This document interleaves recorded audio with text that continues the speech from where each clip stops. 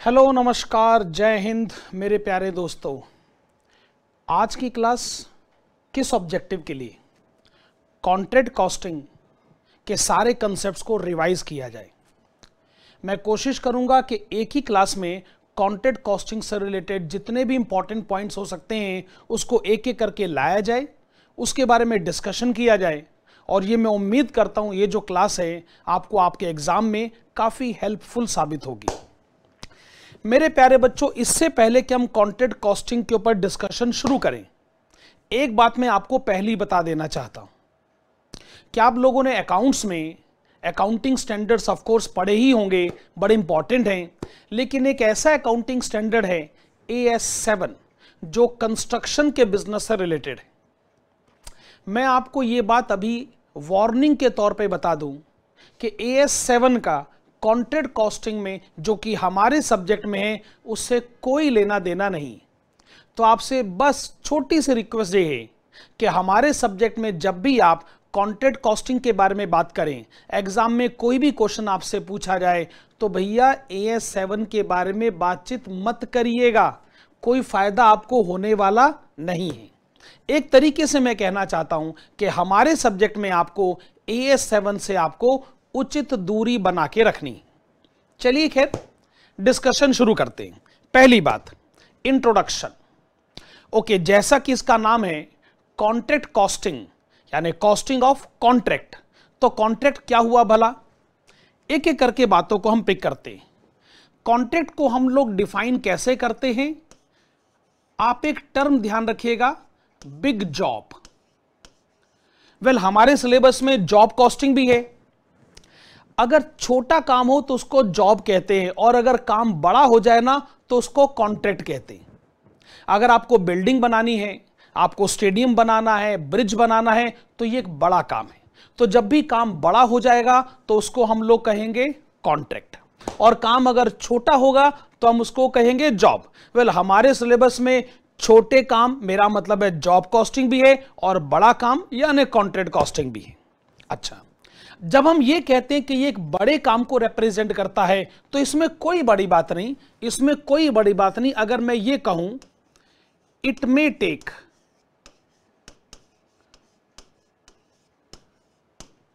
5 to 10 years,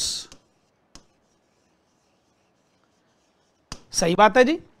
अगर एक building को बनाने में, एक स्टेडियम को बनाने में, ब्रिज को बनाने में, या कोई भी बहुत बड़ा प्रोजेक्ट आपके पास क्यों ना हो, एक हाईवे प्रोजेक्ट भी हो सकता है, अगर मैं ये कहूं कि भाई एक पूरे कॉन्ट्रैक्ट को एग्जीक्यूट करने में आपको 4, 5, 6, 7, 8, 10 साल लग गए, तो इसमें कोई हैरानगी वाली बात तो नहीं है।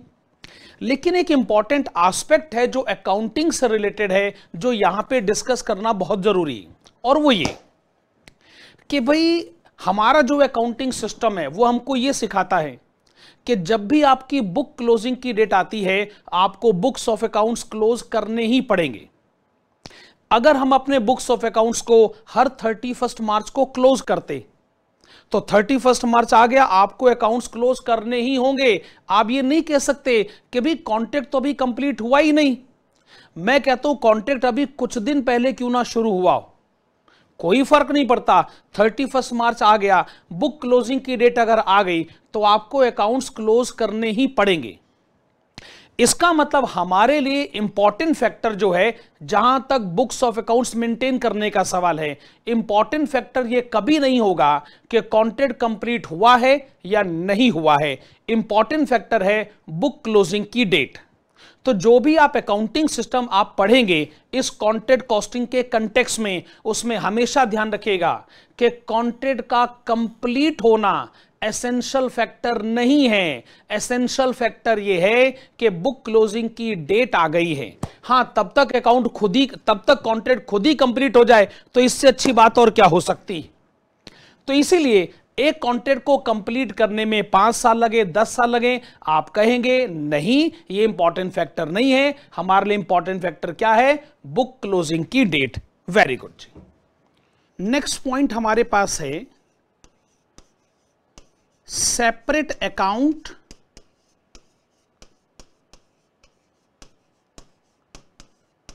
For each contract. देखो वैसे तो कॉन्ट्रैक्ट कॉस्टिंग में हमारा ऑब्जेक्टिव ये होना चाहिए कि जो कॉन्ट्रैक्ट्स हैं उसकी कॉस्ट को पता किया जाए, और कॉन्ट्रैक्ट की कॉस्ट इसलिए पता करी जाए क्योंकि हमने उसका प्राइस भी तो कोट करना पड़ता है। जो भी ट्रू कॉस्ट आप पता करोगे उसमें जो भी आपको ठीक लगता है प्रॉफिट अगर ऐड कर दिया जाए तो कॉन्ट्रैक्ट का प्राइस डिसाइड होगा। लेकिन यहां पर मैं ये कहना चाहता हूं कि भाई अगर आपकी कंस्ट्रक्शन कंपनी है, जैसे अगर मैं डीएलएफ कंपनी का एग्जांपल लूं, वो एक कंस्ट्रक्शन कंपनी है, तो अगर आपको लगता है कि बहुत सारे कॉन्ट्रैक्ट पर इकट्ठे आपका काम चल रहा है तो आपको करना क्या होगा, एक एक कॉन्ट्रैक्ट का एक अकाउंट बनाना पड़ेगा। जैसे एक जगह पहली बिल्डिंग आपकी बन रही है, दूसरी बिल्डिंग बन रही है, तीसरी बिल्डिंग, चौथी बिल्डिंग, आपको हर एक बिल्डिंग को लेकर एक अलग से अकाउंट बनाना पड़ेगा। ऑब्जेक्टिव कॉस्ट पता करने का है, लेकिन यहां पर अकाउंट बनाना एसेंशियल रिक्वायरमेंट है। आप ये मान लीजिए ये आपके सिलेबस की रिक्वायरमेंट है। वैसे तो कॉस्ट सीधे भी पता करी जा सकती है अगर सारी कॉस्ट का टोटल कर लिया जाए, पर कॉन्ट्रैक्ट कॉस्टिंग शुरू से ऐसा रहा है कि जब हम इसकी कॉस्ट भी पता करते हैं तो हम अकाउंटिंग फॉर्मेट में जाते हैं। अच्छा, जब हम अकाउंट बनाएंगे तो ऑब्वियसली उसकी डेबिट साइड तो होगी, तो डेबिट साइड में हम क्या करेंगे, किसी भी स्पेसिफिक कॉन्ट्रैक्ट के जितने भी एक्सपेंसेस हैं जो उस पर्टिकुलर कॉन्ट्रैक्ट के साथ आइडेंटिफाई होंगे वो हम उसकी डेबिट साइड पे लिखते जाएंगे। तो क्या होगा, आपको पता चल जाएगा कि भाई अगर आपका कोई पहला कॉन्ट्रैक्ट है उसकी कॉस्ट कितनी है, दूसरा कॉन्ट्रैक्ट है कॉस्ट कितनी है, तीसरा कॉन्ट्रैक्ट, चौथा कॉन्ट्रैक्ट, जितने भी आपके कॉन्ट्रैक्ट हैं। आप ध्यान रखिएगा एक एक कॉन्ट्रैक्ट को आपको सेपरेट एंटिटी मानना है, अपने आप में एक सेपरेट कॉस्ट सेंटर मानना है। हर एक कॉन्ट्रैक्ट की कॉस्ट अलग से पता करी जाए। इसका दूसरा ऑब्जेक्टिव क्या है वो भी मैं आपके साथ डिस्कस करना चाहूंगा।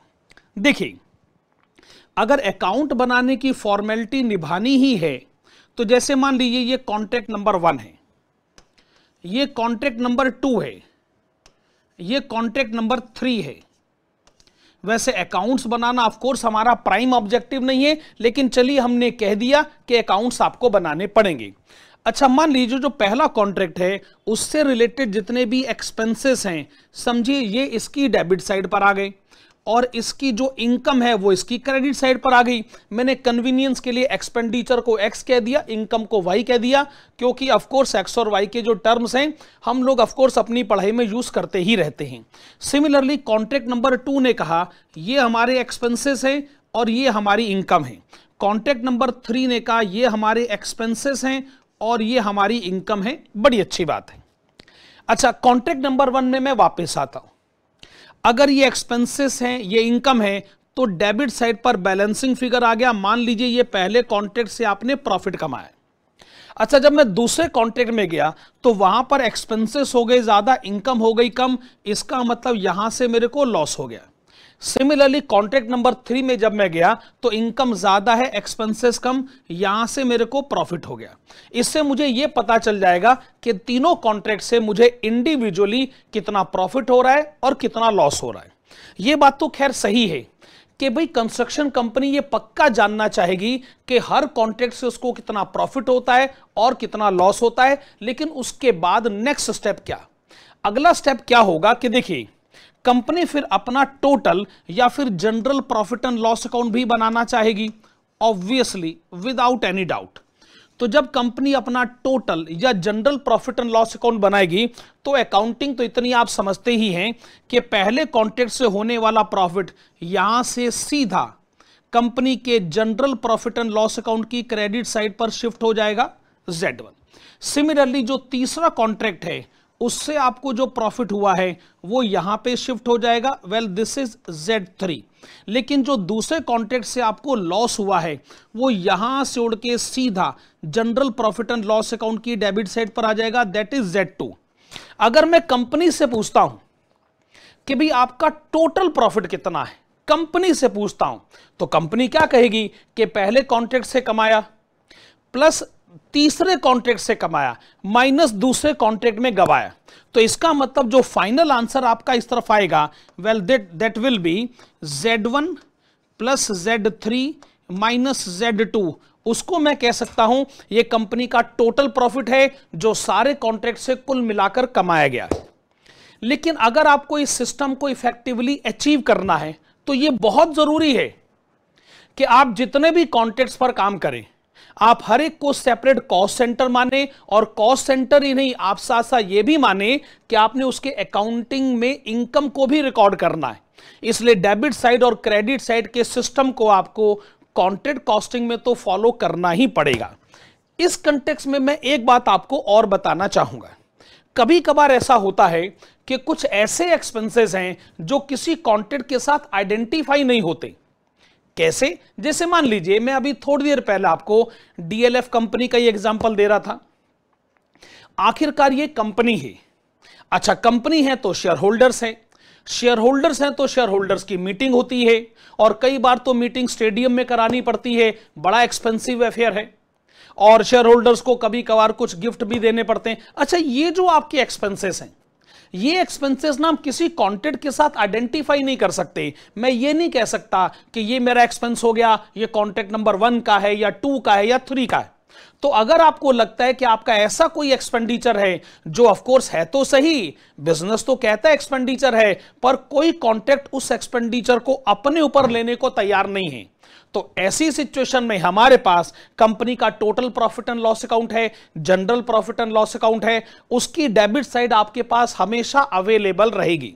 तो जब भी हम कॉन्ट्रैक्ट कॉस्टिंग के अकाउंटिंग के प्रिंसिपल को आगे बढ़ाते हैं और कोई एक्सपेंडिचर हमारे पास हो, तो हम पहला सवाल अपने आप से ये पूछते हैं, क्या ये एक्सपेंडिचर किसी पर्टिकुलर कॉन्ट्रैक्ट के साथ आइडेंटिफाई होता है? अगर आपका जवाब है हां जी, तो इसका मतलब आप उस स्पेसिफिक कॉन्ट्रैक्ट का जब अकाउंट बनाएं, उसकी डेबिट साइड पर आप वो एक्सपेंडिचर लिखें, ताकि वो कॉस्ट उस पर्टिकुलर कॉन्ट्रैक्ट के साथ एसर्टेन किया जा सके। लेकिन अगर आपका जवाब है नहीं, यानी ये एक्सपेंडिचर कॉन्ट्रैक्ट के साथ आइडेंटिफाई नहीं होता है, तो ध्यान रखिएगा, जो आपका total profit and loss account है, उसकी डेबिट साइड आपके पास हमेशा अवेलेबल रहेगी।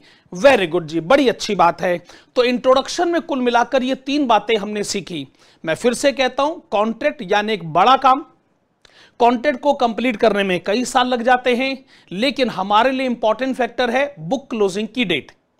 आप जितने भी कॉन्ट्रैक्ट पर काम करते हैं, हर कॉन्ट्रैक्ट का एक सेपरेट अकाउंट जरूर बनाइएगा, ताकि आपको पता चले हर कॉन्ट्रैक्ट से कितना प्रॉफिट लॉस हुआ है, और उसके बाद आप यह भी पता करिएगा कि पूरी कंपनी का टोटल प्रॉफिट या लॉस कितना है।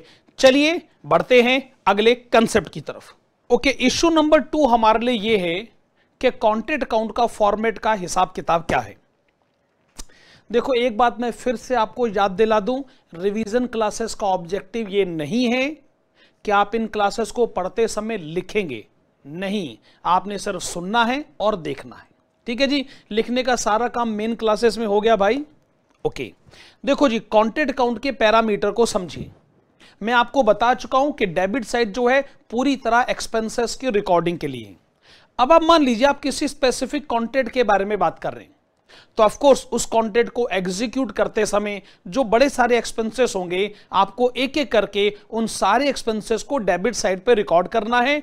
मान लीजिए आपको बताया गया किसी क्वेश्चन में कि कोई मटेरियल कॉस्ट है जो कॉन्ट्रैक्ट के साथ आइडेंटिफाई होता है। ऑब्वियसली वो जो मटेरियल है वो हमको कॉन्ट्रैक्ट की डेबिट साइड पे लिखना पड़ेगा। अच्छा देखो, मटेरियल होता है 2 तरीके का। एक, किसी पर्टिकुलर कॉन्ट्रैक्ट के लिए आपने सीधे जाके मटेरियल खरीदा, तो उसको हम लोग कहते हैं मटेरियल परचेज्ड।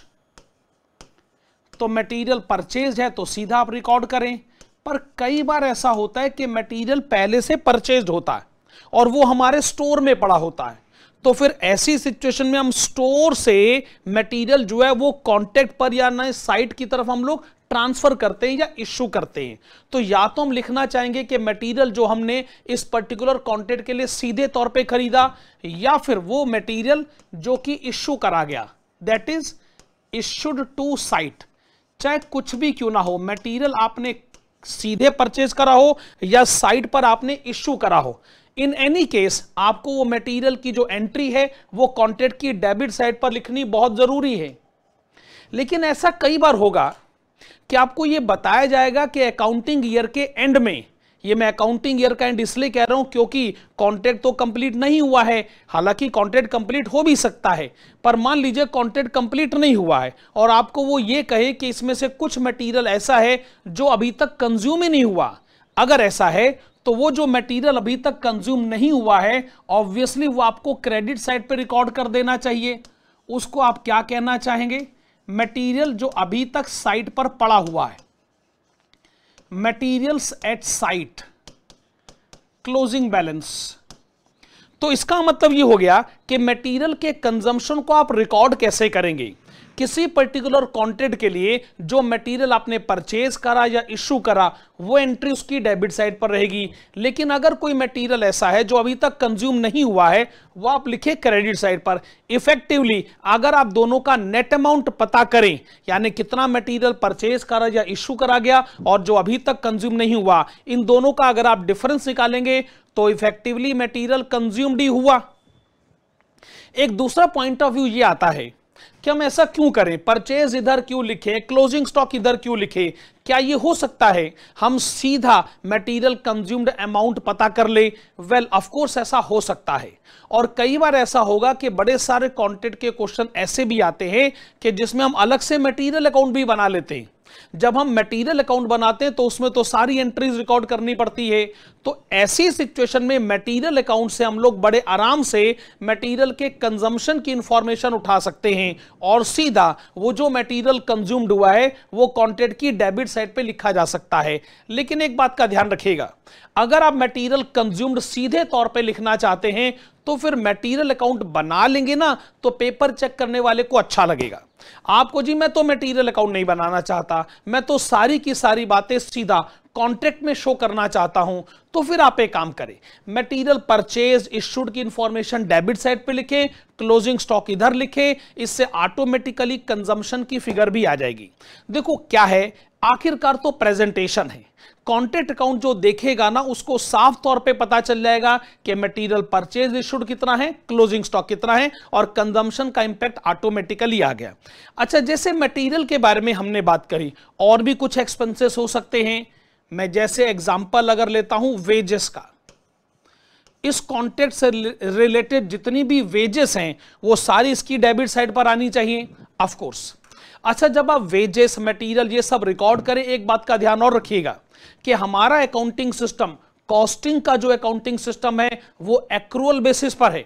मेरा मतलब है अगर कोई मान लीजिए वर्कर को वेजेस हमने अभी तक नहीं पे करी हैं, वो आउटस्टैंडिंग है, तो भाई आउटस्टैंडिंग भी जरूर लिखेगा। मेरा मतलब है एक्सपेंडिचर एक्सपेंडिचर होता है, भले ही उसकी पेमेंट हुई हो या ना हुई हो। अगर ये एक्सपेंडिचर इस पर्टिकुलर पीरियड को बिलोंग करता है, मैं फिर कह रहा हूं अगर बिलोंग करता है तो एक्सपेंडिचर आएगा ही आएगा, भले ही उसकी पेमेंट हुई हो या ना हुई हो। एक दो क्वेश्चन में आपको ऐसा भी दिखता है कि आपने आने वाले पीरियड के लिए वेजेस इसी साल पे कर दी। वेल, इसको हम कहते हैं प्रीपेड वेजेस। वो वेजेस जो आपने एडवांस में पे कर दी, तो वो वाली वेजेस आप यहां पे रिकॉर्ड नहीं कर सकते क्योंकि वो इस पर्टिकुलर पीरियड को रिप्रेजेंट या बिलोंग नहीं करता है। अकाउंटिंग सिस्टम जो है वो एक्रूअल बेसिस पर ही रहेगा। अच्छा, उसी तरीके से जैसे आप मटेरियल वेजेस के बारे में बात कर रहे हैं, और भी बड़े सारे एक्सपेंसेस ऐसे हो सकते हैं जो कॉन्ट्रैक्ट के साथ आइडेंटिफाई हो। आप उन सारे एक्सपेंसेस को एक एक करके डेबिट साइड पर लिखते जाइएगा। जैसे हो सकता है कि कोई फ्यूल का एक्सपेंडिचर हो, जैसे हो सकता है इलेक्ट्रिसिटी एक्सपेंडिचर हो। मैं कहता हूं कोई भी ऐसा एक्सपेंडिचर, बस आपको यह प्रूव करना होता है कि इस पर्टिकुलर कॉन्ट्रैक्ट के साथ ये आइडेंटिफाई हो रहा है, तो ये पक्का इसकी डेबिट साइड पर आएगा ही आएगा। हां, अगर एक्सपेंडिचर आइडेंटिफाई नहीं हो पाता है तो मैं अभी आपको बता ही रहा था ना कि कंपनी अपने total profit and loss account में उसको सीधे तौर पर रिकॉर्ड कर सकती है। अच्छा, एक बात आपको और बताता हूं, कई बार ऐसा होगा कि जैसे क्वेश्चन ये कहे कि हमने कॉन्ट्रैक्ट के लिए एक मशीन खरीदी या मशीन हमने स्टोर से इश्यू करी, तो मेरा मतलब है फिक्स एसेट का मैटर, प्लांट का मैटर, मशीन का मैटर, या कोई भी ऐसी फिक्स एसेट, तो फिक्स एसेट की अकाउंटिंग ट्रीटमेंट आप कैसे हैंडल करेंगे? देखो मेरे प्यारे बच्चों, फिक्स एसेट तो अपने आप में एक्सपेंडिचर है नहीं, मशीन तो अपने आप में एक्सपेंडिचर है नहीं। अगर एक्सपेंडिचर है तो वो उसका डेप्रीसिएशन है। इफेक्टिवली आप डेबिट साइड पे डेप्रीसिएशन पक्का रिकॉर्ड करेंगे, पर मैंने कहा इफेक्टिवली। इसलिए हमारी रिकमेंडेशन ये है कि अगर कोई particular fixed asset, machine, plant इस पर्टिकुलर कॉन्ट्रैक्ट पे यूज करी गई है, यूटिलाइज करी गई है, तो वो जितनी भी फिक्स्ड एसेट्स है, जैसे कोई मशीन है, प्लांट है, आप उसकी परचेज प्राइस या फिर इश्यू प्राइस कॉन्ट्रैक्ट की डेबिट साइड पे जरूर रिकॉर्ड करिएगा। मैं फिर कह रहा हूं, परचेज प्राइस या फिर इश्यू प्राइस आप इसकी डेबिट साइड पे जरूर रिकॉर्ड करिएगा। लेकिन जैसा कि अभी मैं कह रहा था कि मशीन का परचेज तो अपने आप में एक्सपेंडिचर नहीं हुआ ना, एक्सपेंडिचर तो डेप्रिसिएशन हुआ क्योंकि आपने मशीन को यूज किया है। तो आप इस सिचुएशन को हैंडल कैसे करेंगे? वेल, मशीन पर आप लगाएंगे डेप्रिसिएशन। मान लीजिए मशीन जैसे 1 लाख रुपए की है, उसके ऊपर डेप्रिसिएशन चार्ज हुआ 20,000। इफेक्टिवली तो हम 20,000 ही लिखना चाहते हैं, पर हमने लिख दिया 1 लाख। अब क्या करें? आप क्या करेंगे? उसी मशीन प्लांट की जो क्लोजिंग बैलेंस होगा, यानी आफ्टर डेप्रिसिएशन वैल्यू, वो अगर आप इसकी क्रेडिट साइड पर लिख देते, यानी वो जो भी मशीन प्लांट है उसका जो क्लोजिंग बैलेंस है after depreciation,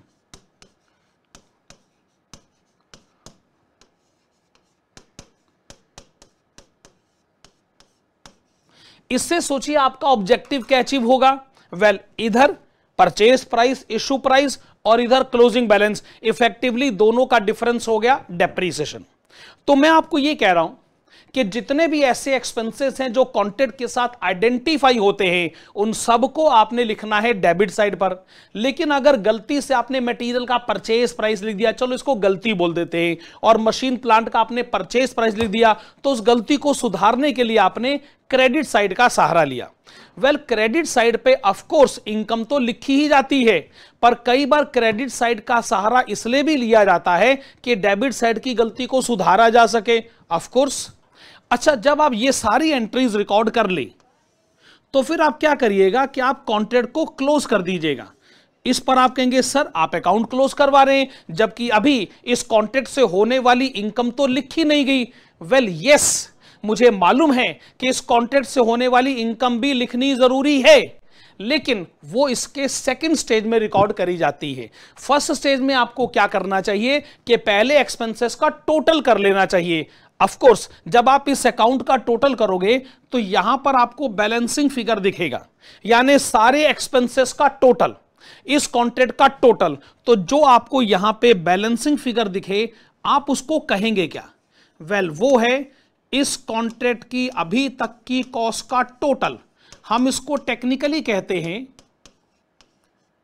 cost of contract to date carried down, यानी इस कॉन्ट्रैक्ट पर आज की डेट तक कितनी कॉस्ट हो चुकी है।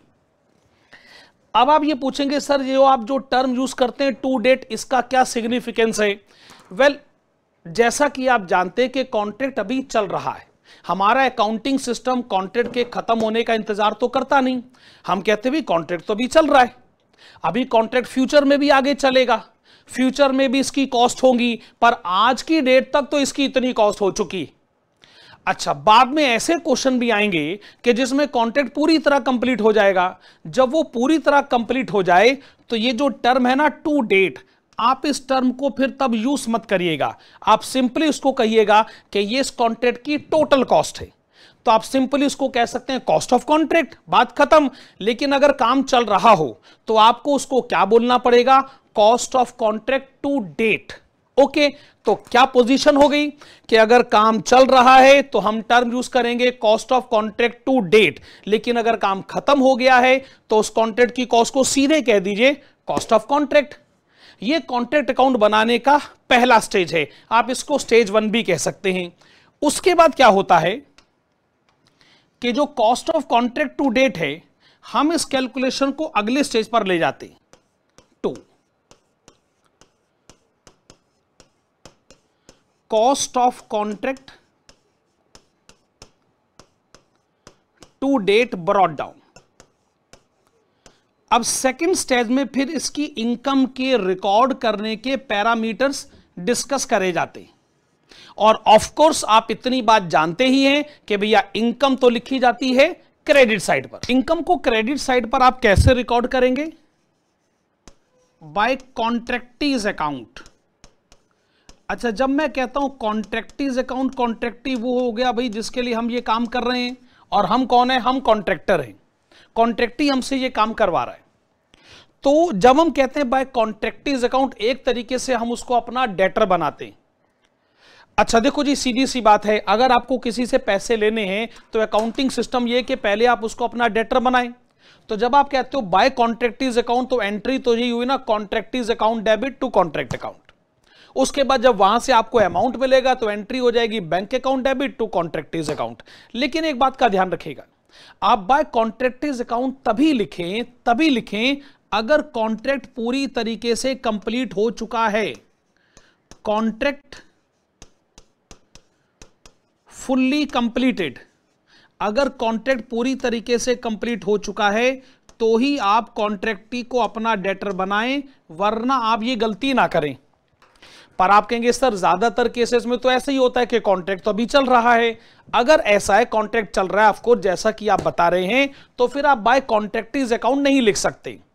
तो अगर काम चल रहा हो तो फिर आपको क्या लिखना पड़ेगा, ये मैं आपको बता देता हूं, by work in progress.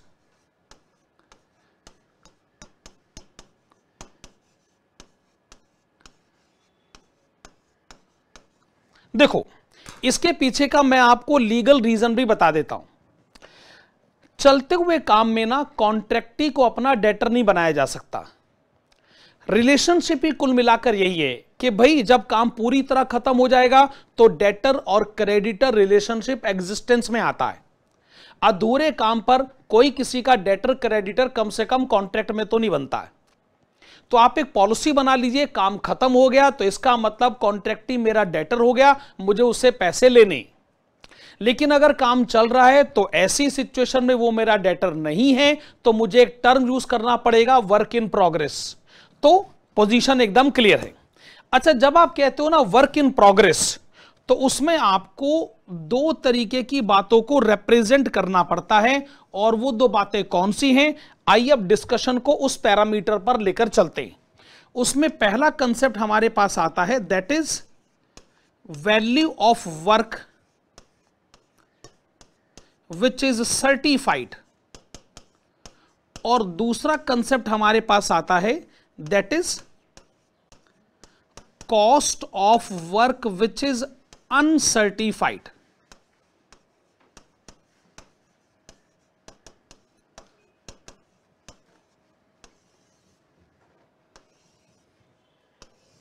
Okay, जो टर्म हमने यूज करे हैं इसमें कुल मिलाकर डिस्कशन के 4 पैरामीटर हैं। पहला पैरामीटर यह कि वर्क सर्टिफाइड क्या है, दूसरा पैरामीटर के वर्क अनसर्टिफाइड क्या है, तीसरा पैरामीटर वर्क सर्टिफाइड की वैल्यू क्यों है, और चौथा पैरामीटर वर्क अनसर्टिफाइड की कॉस्ट क्यों है। इन चारों पैरामीटर्स पर आइए थोड़ी थोड़ी देर बातचीत करते हैं।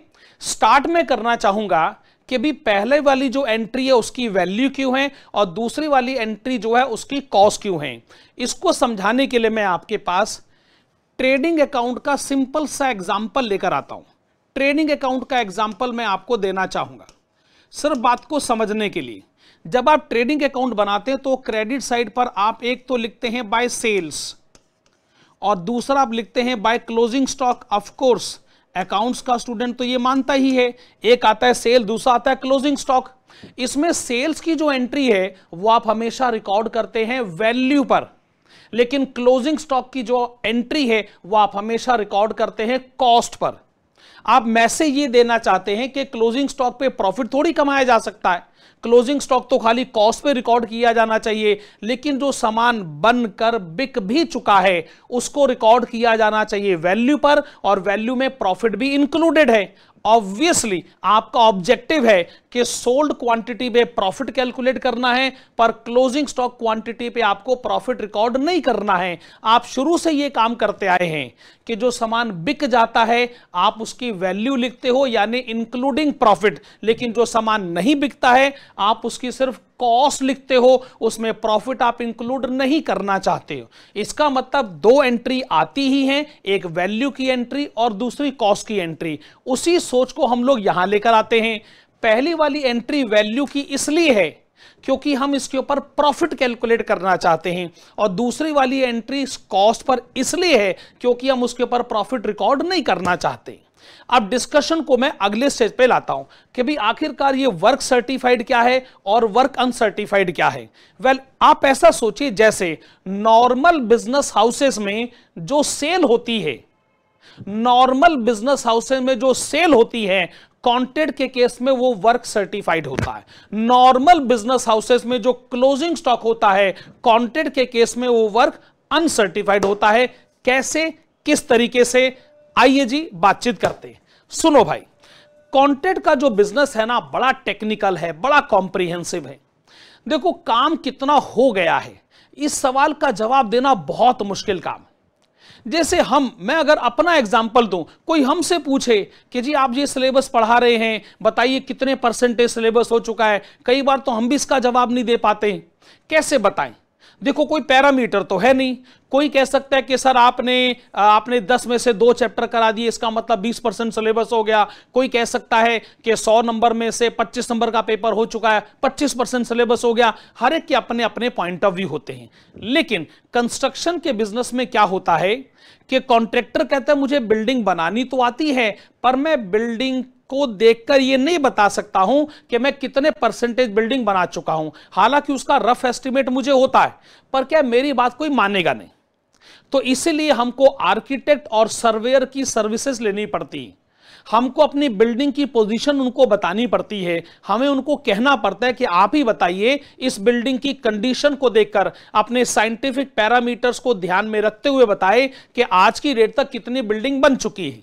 तो आर्किटेक्ट या सर्वेयर जब आपकी बिल्डिंग की पोजीशन को इवेल्युएट करते हैं, फिजिकली इवेल्युएट करते हैं, अपने साइंटिफिक पैरामीटर एडॉप्ट करके ये बताते हैं कि बिल्डिंग कितनी बन चुकी है।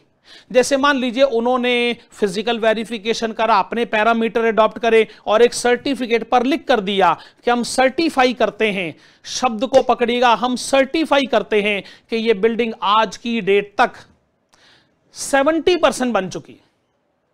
अच्छा, मान लीजिए कॉन्ट्रैक्ट हमने लिया था 10 लाख रुपए का कि पूरी बिल्डिंग 10 लाख में बना देंगे।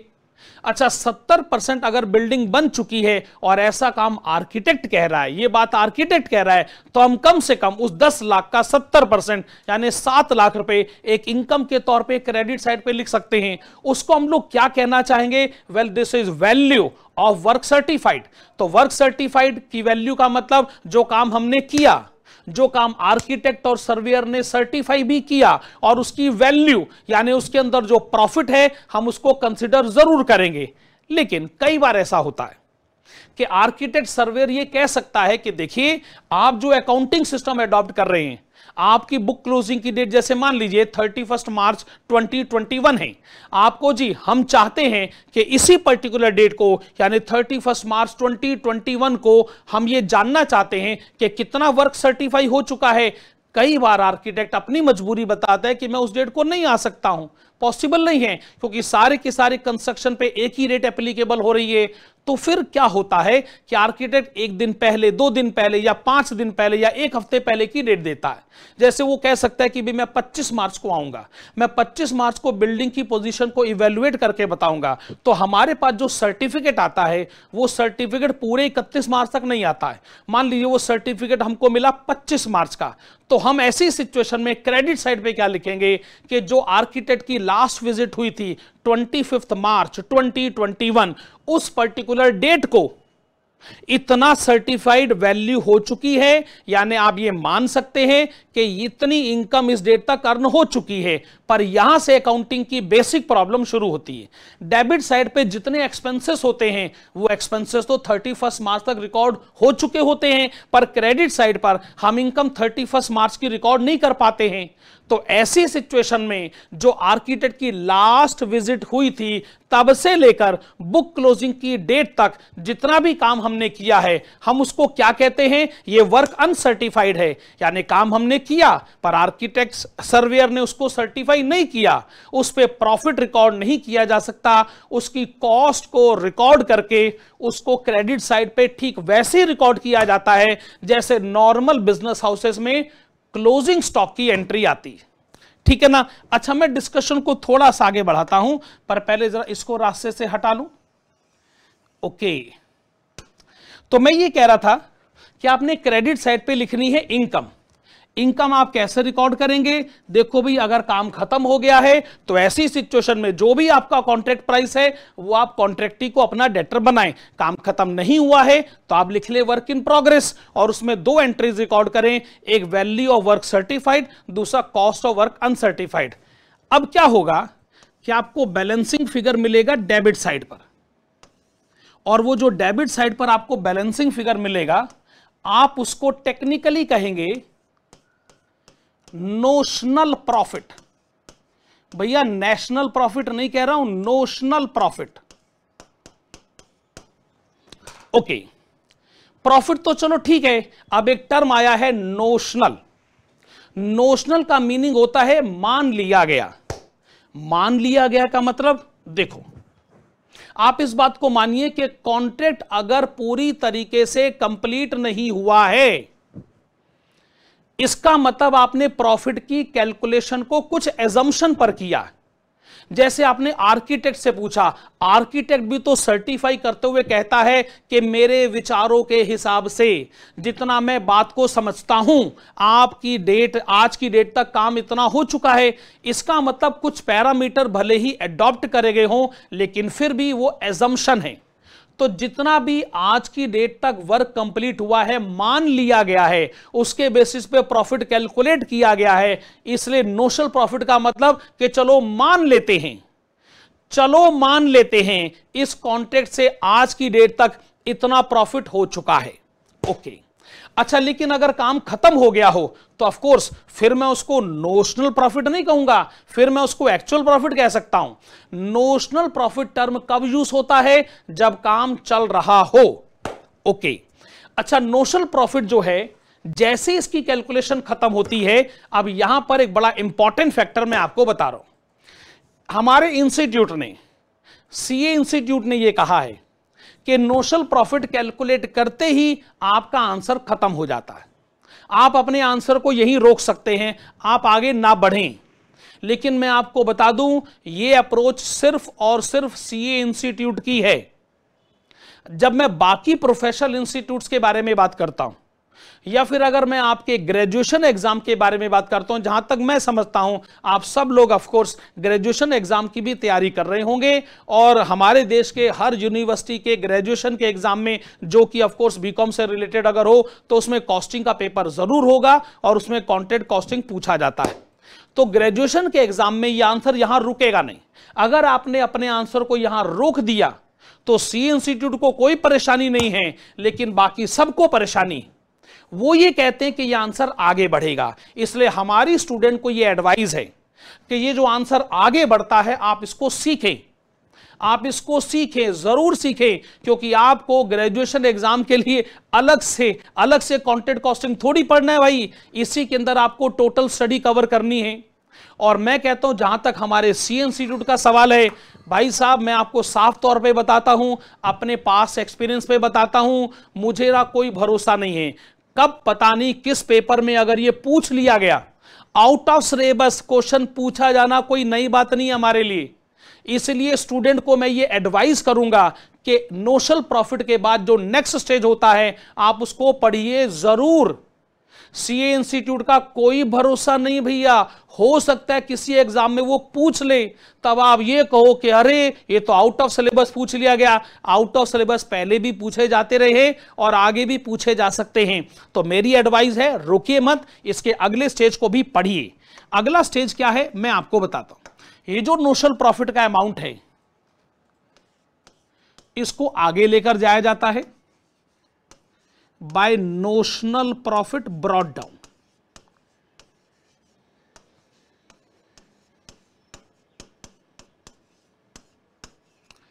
इसमें से एक अमाउंट को हम प्रॉफिट एंड लॉस अकाउंट में ट्रांसफर करना जरूरी समझते। हम इसमें से एक अमाउंट को प्रॉफिट एंड लॉस अकाउंट में ले जाना चाहेंगे और दूसरे का हम क्रिएट करना चाहेंगे रिजर्व। लेकिन वो फ्री रिजर्व नहीं होगा, वो होगा रिजर्व अगेंस्ट WIP।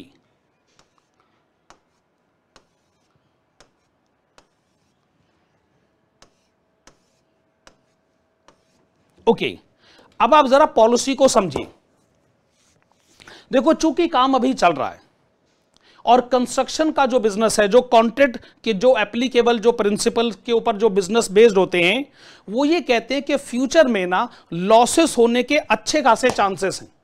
फ्यूचर बहुत अनसर्टेन है भाई, कहीं मान लो फ्यूचर में कोई लॉस हो गया तो, इसलिए अगर आपने कुछ प्रॉफिट अभी कमा ही लिया है, चलो मानते हैं आपने कुछ प्रॉफिट अभी कमाया है, तो आपको सारा प्रॉफिट अभी शेयर होल्डर्स में डिस्ट्रीब्यूट नहीं करना चाहिए। आप प्रॉफिट एंड लॉस अकाउंट में उसका एक हिस्सा ट्रांसफर करें, शेयर होल्डर्स को भी खुश करिए, मैं मना नहीं कर रहा हूं, लेकिन सारा प्रॉफिट शेयर होल्डर्स में अगर आप आज ही डिस्ट्रीब्यूट करने के लिए एलिजिबल बना दोगे, इसका मतलब आप अपने फ्यूचर एनवायरनमेंट को रिस्की पोजीशन पर ले जाना चाहते। इसलिए हमारी एडवाइस है कि P&L अकाउंट में जाने वाला अमाउंट उसका एक हिस्सा होना चाहिए और बाकी आप रिजर्व क्रिएट करें। अच्छा, ये जो रिजर्व है ये जनरल रिजर्व नहीं है भाई, ये फ्री रिजर्व नहीं है भाई, ये है स्पेसिफिक रिजर्व, यानी reserve against work which is going on, यानी जो वर्क इन प्रोग्रेस, जो काम अभी चल रहा है उसके लिए आप रिजर्व क्रिएट करें। अब बेसिक क्वेश्चन ये आएगा कि कितना अमाउंट P&L अकाउंट में जाना चाहिए और बैलेंस कितना रिजर्व क्रिएट आपको करना चाहिए। मैं फिर से बता रहा हूं, यह हमारे सी इंस्टीट्यूट के सिलेबस का पार्ट नहीं है, लेकिन आप पढ़ेंगे और जरूर पढ़ेंगे। तो अब हमारे लिए एक बड़ा इंपॉर्टेंट फैक्टर आता है कि कॉन्ट्रैक्ट अगर पूरी तरीके से कंप्लीट नहीं हुआ है, उस पर अभी तक जो भी प्रॉफिट हम लोगों ने कमा लिया है, जिसको कि आप नोशनल प्रॉफिट कहते हैं, उसमें से कितना अमाउंट P&L में ट्रांसफर कर दिया जाना चाहिए और बाकी बैलेंस कितना रिजर्व। इस पर्टिकुलर इश्यू को डिस्कस करने के लिए हम चलते हैं अगले स्टेज की तरफ। ओके, आप देख सकते हैं अगले पॉइंट की हेडिंग हमने डाली है amount to be transfer to profit and loss account. एक नंबर लाइन मैंने ड्रॉ करी है जी, और उस लाइन का मैंने एक नाम डाला है line of percentage of work certified to date, यानी आज की डेट तक। आज की डेट से मेरा मतलब है कि जिस दिन आप ये अकाउंट बना रहे हैं उस डेट तक कितना परसेंटेज वर्क सर्टिफाई हो चुका है। इसको कुल मिलाकर 4 स्टेजेस में क्लासिफाई करा जाता है। पहला स्टेज कि आज की डेट तक 25% वर्क भी सर्टिफाई नहीं हुआ है। जैसे आप कह सकते हो सिर्फ 10% हुआ, 15% हुआ, 21%, 22%, जो भी है, 25% काम भी सर्टिफाई नहीं हुआ। जब आपका अभी अच्छा खासा काम सर्टिफाई हुआ ही नहीं है, 25% तो बड़ा मिनिमम लेवल सोचा जाना चाहिए ना। मतलब प्रॉफिट रिकॉग्नाइज करने के लिए भाई कुछ तो काम होना चाहिए।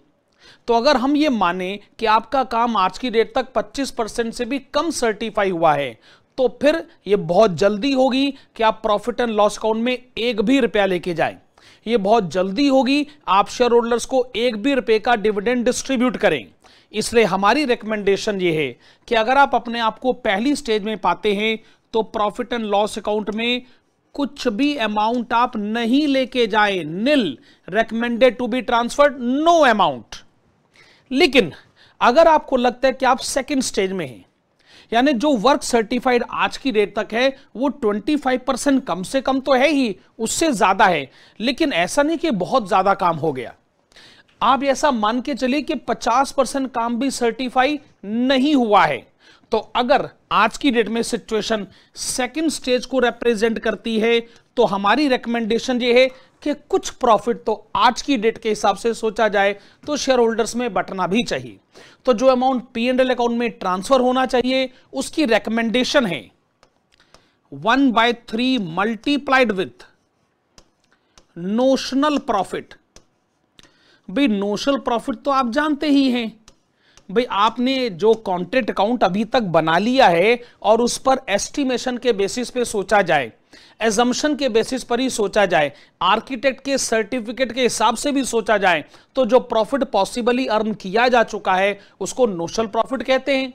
तो वो जो नोशनल प्रॉफिट है ना, उसका 1/3 P&L अकाउंट में ट्रांसफर किया जाए। इसका मतलब ये हो गया कि आप बाकी 2/3 का क्या करना चाहते हैं? वेल, आप बाकी 2/3 का रिजर्व क्रिएट करना चाहते हैं। So 1/3 to be transfer to P&L account, 1/3 recommended to be distributed as dividend among the owners, but remaining 2/3 to be kept as reserve। ये रिजर्व हमेशा के लिए नहीं होगा, ये रिजर्व सिर्फ तब तक है जब तक हमको लगता है कि बिजनेस में रिस्क है। एक बार कॉन्ट्रैक्ट कंप्लीट हो जाए, सारा काम खत्म हो जाए, तो रिजर्व की इंपॉर्टेंस वैसे ही खत्म हो जाएगी। फिर जो भी अमाउंट आप रिजर्व में रखेंगे भी वो एक दिन P&L अकाउंट में ट्रांसफर तो वो भी हो ही जाना है, पर फॉर द टाइम बिंग सिर्फ 1/3 अमाउंट को ही P&L अकाउंट में ट्रांसफर करने की हमारी रिकमेंडेशन है। लेकिन ये फार्मूला भी यहां कंप्लीट नहीं होता है, मैं इसको और थोड़ा आगे बढ़ाऊंगा। It gets further multiplied with cash received divided by work certified.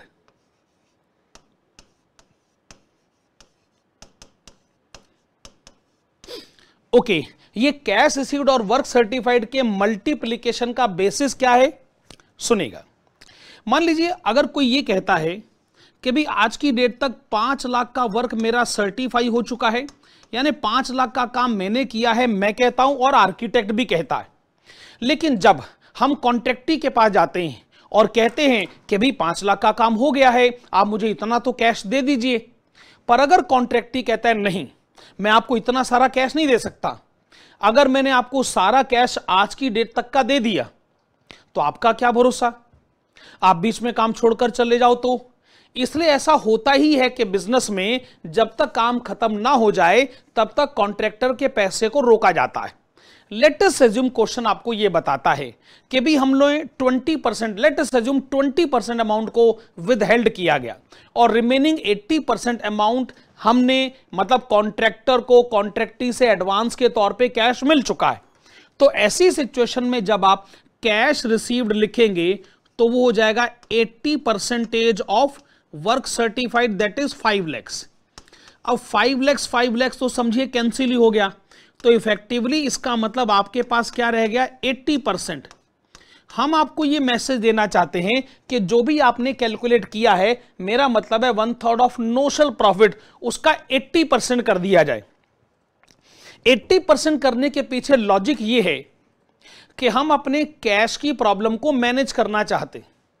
अगर पीछे से जो कैश हमारे पास आता है, मतलब मैं हूं कॉन्ट्रैक्टर, मेरे को कैश मिलता है कॉन्ट्रैक्टी से, अगर कॉन्ट्रैक्टी से जो मुझे कैश मिलता है वो 100% नहीं मिलता, वो मिलता है 80%। तो जब मैं अपने शेयर होल्डर से कम्युनिकेट करता हूं, जब मैं अपने शेयर होल्डर को कमिटमेंट करता हूं, तो मैं भी उसको यही कहूंगा कि मैं भी आपको 80% ही डिविडेंड पे करूंगा तब तक जब तक मुझे पीछे से 100% कैश नहीं मिल जाता। आप इसको ऐसे सोचिए कि जैसा बर्ताव दुनिया मेरे साथ करेगी वैसे ही बर्ताव मैं भी दुनिया के साथ करूंगा। जब मैं दुनिया के पास जाके बोलता हूं मुझे मेरा पैसा दो, तो दुनिया मेरे को पैसा देती है 80% के लॉजिक पर। इसका मतलब मैं भी जब दुनिया को पैसा दूंगा तो 80% के लॉजिक पर ही दूंगा। भाई ये तो हो नहीं सकता कि मुझे कैश मिले कट कट कर और मैं दुनिया को कैश लुटाता रहूं, तो भैया ऐसे तो मेरे बिजनेस की कैश की प्रॉब्लम खराब हो जाएगी। इसका मतलब मुझे सिचुएशन को ठीक ढंग से हैंडल करना है, मुझे अपने लिए लिक्विडिटी प्रॉब्लम में अपने आप को नहीं फंसाना है। इसीलिए जब भी आप ये फार्मूला अप्लाई करें तो जो भी आपका प्रॉफिट का अमाउंट आया है पहले उसका 1/3 करें, लेकिन उसको उस परसेंटेज से मल्टीप्लाई कर दें। किस परसेंटेज से, जिस परसेंटेज से आपको भी कैश मिला है। अच्छा ये कैलकुलेशन जरा मैं हटा लेता हूं, इतनी कैलकुलेशन, वेरी गुड। अब हम आते हैं सेकंड से थर्ड सिचुएशन की तरफ। इनफैक्ट अगर आज की डेट तक जो वर्क सर्टिफाइड है, मान लीजिए वो कम से कम 50% वर्क सर्टिफाई हो चुका है, लेकिन एकदम नियरिंग कंप्लीशन स्टेज के आसपास वो नहीं पहुंचा। आप यूं कह सकते हैं कि अगर कॉन्ट्रैक्ट कम से कम 90% कंप्लीट हो गया हो तो उसको नियरिंग कंप्लीशन स्टेज कहा जा सकता है। लेकिन अगर वो 90% से थोड़ा सा भी कम है तो आप ये कहेंगे कि नहीं, ये नियरिंग कंप्लीशन स्टेज के आसपास नहीं है। तो ऐसी सिचुएशन में हमारा मानना यह है कि थोड़ा ज्यादा प्रॉफिट P&L अकाउंट में ट्रांसफर करने का टाइम आ गया है। तो फार्मूले में थोड़ी लिबरल अप्रोच आ जाती है। यानी पहले आप ये सोचते थे कि 1/3 अमाउंट P&L अकाउंट में ट्रांसफर करना है, अब हमारी रिकमेंडेशन ये है कि 1/3 नहीं 2/3 अमाउंट। इसका मतलब शेयर होल्डर्स में थोड़ा ज्यादा डिविडेंड डिक्लेयर किया जा सकता है, ज्यादा डिविडेंड डिस्ट्रीब्यूट किया जा सकता है। 2/3 तो फिर ज्यादा ही हुआ, लेकिन वो बात अपनी जगह है कि आप नोशनल प्रॉफिट का 2/3 तो कैलकुलेट कर लेते हैं, आप इसको फर्दर जरूर मल्टीप्लाई करिएगा, that is cash received divided by work certified से।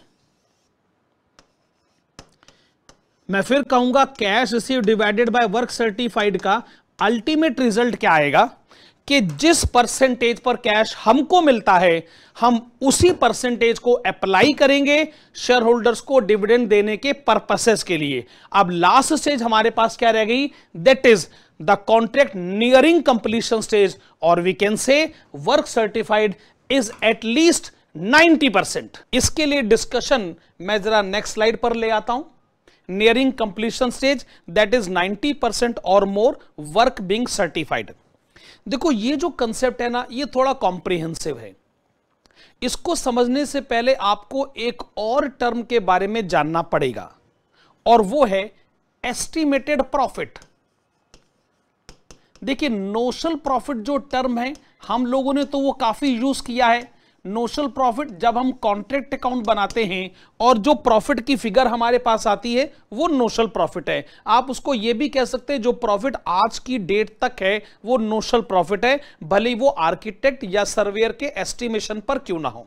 लेकिन जब हम टर्म यूज करते हैं एस्टिमेटेड प्रॉफिट तो उससे हमारा मतलब क्या है, वेल फार्मूले की सेंस में अगर कहें तो this is contract price minus total estimated cost.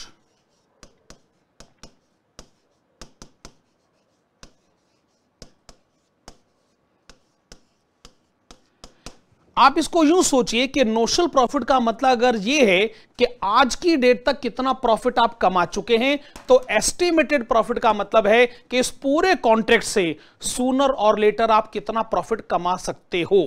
यानी total profit on total contract can be regarded as estimated profit. आप इसको एस्टिमेटेड क्यों बोलते हैं, क्योंकि भाई जब कॉन्ट्रैक्ट कंप्लीट होगा तभी तो एक्चुअल प्रॉफिट पता चलेगा। शुरू में अगर आप सोचोगे या बीच में भी अगर आप सोचोगे तो उसमें एस्टिमेशन का इनपुट तो फिर आ ही जाता है ना। अच्छा, जब आप टर्म यूज करते हैं टोटल एस्टिमेटेड कॉस्ट, इसको किस सेंस में सोचा जाए, total estimated cost, okay, this is equal to cost of contract to date. आप जिस दिन ये कैलकुलेशन कर रहे हैं उस दिन तक जितनी भी कॉस्ट आपकी एक्चुअल में हो चुकी है, पहले आप उस कैलकुलेशन को पिक कर लें, उसमें आप ऐड कर दीजिएगा estimated additional cost. Estimated additional cost यानी इस कॉन्ट्रैक्ट को कंप्लीट करने में फ्यूचर में और पॉसिबली कॉस्ट कितनी हो सकती है। एक बार फिर से, आज तक जितनी कॉस्ट हो चुकी है प्लस और कितनी कॉस्ट होने वाली है, इससे पता चल जाएगा इस कॉन्ट्रैक्ट की हमारी टोटल एस्टिमेटेड कॉस्ट कितनी है।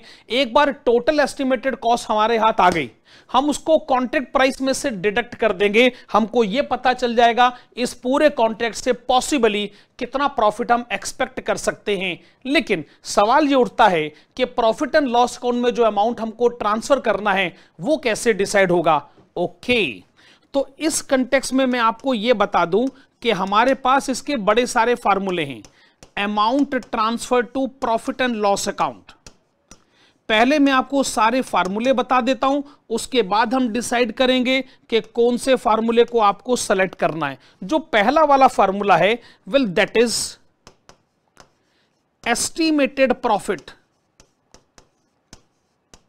Being multiplied with work certified and divided by contract price. फार्मूले नंबर 2 पर आने से पहले जरा ये जो पहला फार्मूला है हम इसके बेस को थोड़ा सा क्लियर करें। लेट अस एज्यूम एक कॉन्ट्रैक्ट हमारे पास है और वो कॉन्ट्रैक्ट हमने लिया है 5 लाख रुपए का। कितने का जी? 5 लाख रुपए का। आज की डेट तक जो काम आर्किटेक्ट ने सर्टिफाई किया है वो है 4,50,000। कितना? 4,50,000। अच्छा, हमको ऐसा लगता हमको ऐसा लगता है ये जो कॉन्ट्रैक्ट हमने 5 लाख का लिया है, इस कॉन्ट्रैक्ट पर हमारी जो टोटल एस्टिमेटेड कॉस्ट होगी वो टोटल एस्टिमेटेड कॉस्ट होगी ₹4 लाख। परफेक्ट। आप खुद सोचिए, अगर 5 लाख का कॉन्ट्रैक्ट है, 4 लाख की कॉस्ट होगी, इसका मतलब आप ये मान सकते हैं कि 1 लाख का प्रॉफिट तो इन एनी केस आपको मिलेगा ही मिलेगा। यानी इस कॉन्ट्रैक्ट से आप 1 लाख का प्रॉफिट कमा सकते हैं, पर 1 लाख का प्रॉफिट शेयर होल्डर में तो मैं तब डिस्ट्रीब्यूट करूं ना जब मेरा काम पूरी तरीके से कंप्लीट हो गया हो। अगर आप ये कहें कि जी वर्क सर्टिफाइड तो 4,50,000 है, तो अगर मैं यहां 4,50,000 लिखता हूं और कॉन्ट्रैक्ट प्राइस में लिखता हूं 5 लाख, इफेक्टिवली अगर ध्यान से सोचा जाए तो ये जो 4,50,000 डिवाइडेड बाय 5 लाख है, क्या ये 90% का काम नहीं करेगा? यस। और जैसे आप 1 लाख को 90% से मल्टीप्लाई करोगे तो आपका मैसेज ये आ गया कि 90,000 P&L अकाउंट में ट्रांसफर कर दीजिए। अच्छा, आप 90,000 को छोड़िए, सवाल ये उठता है कि एस्टिमेटेड प्रॉफिट का 90% क्यों करा गया? अरे भाई, जब आप खुद इस बात का दावा करते हो कि 90% वर्क सर्टिफाई हो चुका है, तो P&L अकाउंट में जाने वाला अमाउंट भी तो 90% ही होना चाहिए। तो फार्मूले के पीछे की सोच क्या है? अगर पूरा कॉन्ट्रैक्ट आपको 1 लाख का प्रॉफिट दे सकता है, तो उसके 90% को आप शेयर होल्डर्स में आज डिस्ट्रीब्यूट करने को राजी हो चुके हैं, क्योंकि आज की डेट तक सिर्फ 90% वर्क ही सर्टिफाई हुआ है। फार्मूले के पीछे सोचिए, कितनी बढ़िया सोच है। अच्छा, ये तो फार्मूला नंबर 1 है। मैं आपको बाकी भी और जो टोटल 4 फार्मूले हैं, एक फार्मूले का लॉजिक मैंने आपको बता दिया है। मैं आपको दूसरे फार्मूले की तरफ लेकर आता हूं। दूसरा वाला फार्मूला है एस्टिमेटेड प्रॉफिट। पहले सारे फार्मूले लिख लेते हैं। Estimated profit multiplied with work certified divided by contract price and get it further multiplied with cash received divided by work certified. अच्छा, फार्मूले को देखकर आपको ऐसा लगेगा कि वर्क सर्टिफाइड तो कैंसिल आउट हो गया, लेकिन आप इस पॉइंट ऑफ व्यू को मत सोचेगा। अगर आप ऐसे सोचोगे ना तो आप इसके मैथमेटिकल कैलकुलेशन में फंस जाओगे। आप इसके कंसेप्चुअल एक्सप्लेनेशन को सुनिए। जब आप ये कहते हो कि इस कॉन्ट्रैक्ट से पॉसिबली 1 लाख का प्रॉफिट हो सकता है, सही बात है, सही बात है। आप कहते हो जी 4.5 लाख का काम हो चुका है, कॉन्ट्रैक्ट अपने को मिला था 5 लाख रुपए का। इफेक्टिवली इसका मतलब क्या हुआ? इफेक्टिवली इसका मतलब क्या हुआ कि टोटल कॉन्ट्रैक्ट का 90% करा जाए। लेकिन आप मुझे एक बात बताइए, अगर वर्क सर्टिफाइड है 4,50,000, तो क्या आपको सारा कैश मिल चुका है? ऐसा कहीं नहीं होता है। हमेशा कॉन्ट्रैक्ट ही आपके कैश को रोकेगा। आप एज्यूम करिए कि जितना भी वर्क सर्टिफाइड है उसका अब तक सिर्फ 80% कैश मिला है। So this is 0.80 of 4,50,000। 0.80 से मेरा मतलब है 80%। आप कुछ ऐसे सोचिए कि टोटल कॉन्ट्रैक्ट से 1 लाख का प्रॉफिट हो सकता है। Yes, 4,50,000 by 5 lakh, this is 0.90, that is 90%, and get it further multiplied with 80%। तो जो भी आंसर आएगा उसको छोड़िए, लेकिन आप हमारी कंजर्वेटिव अप्रोच के बारे में सोचिए। हम ये कहना चाहते हैं पूरा प्रॉफिट नहीं, पहले करो उसका 90%। क्यों? क्योंकि काम ही खाली 90% हुआ है। अब जो आंसर आ गया फिर उसका करो 80%। क्यों? क्योंकि आपको कैश भी तो खाली 80% ही मिला है। तो आप अपने प्रॉफिट के अमाउंट को कम करिए। आप जितना डिविडेंड कम करोगे, रिजर्व ऑटोमेटिकली ज्यादा होगा। अकाउंटिंग का बेसिक प्रिंसिपल है कि डिविडेंड की इंपॉर्टेंस कम और रिजर्व की इंपॉर्टेंस ज्यादा, तब तक जब तक बिजनेस में रिस्क है।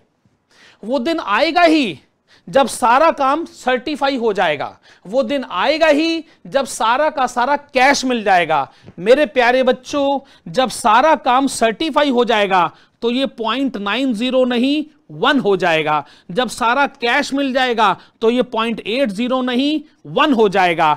और ऐसी सिचुएशन में पूरा का पूरा 1 लाख रुपए यानी टोटल प्रॉफिट P&L अकाउंट में ट्रांसफर करा जाए तो कोई गलत बात नहीं। लेकिन अगर काम पूरा नहीं हुआ, कैश पूरा नहीं मिला, तो आपका कंजर्वेटिव पॉइंट ऑफ व्यू को लेकर सोचना कोई गलत बात नहीं, आपको ऐसे सोचना भी चाहिए। वैसे अगर फार्मूला नंबर 1 और 2 में से किसी एक को सेलेक्ट करना पड़े तो ऑब्वियसली आप फार्मूला नंबर 2 को सिलेक्ट करिएगा, क्योंकि इसमें दोनों बातों को एप्रोप्रिएट ओपिनियन के हिसाब से सोचा गया। कितना परसेंटेज वर्क हुआ उसको सोचा गया और कितना परसेंटेज कैश मिला उसके बारे में भी सोचा गया। मैं आपको बताना चाहूंगा कि फार्मूले 2 और हैं। फार्मूला नंबर 3 जो है वो कौन सा है? Well, this is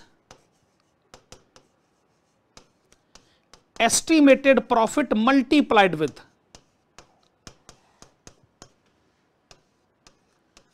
cost of contract to date, cost of contract to date divided by total estimated cost।